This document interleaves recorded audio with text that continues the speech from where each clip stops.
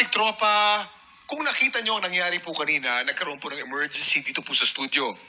Hinimatay ang kampyon na si Yula Bautista. Kinailangan nating mag-commercial break para matugunan ng ating medical personnel si Yula. Sa ngayon, kasalukuyan pong inoobserbahan ng ating medical team ang kalagayan ni Yula. Kung sakaling hindi na kaya ni Yula makapag-perform, inampalan, ano po bang mangyayari sa kompetisyon?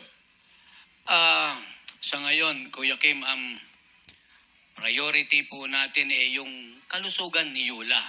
We're hoping and praying na okay naman siya.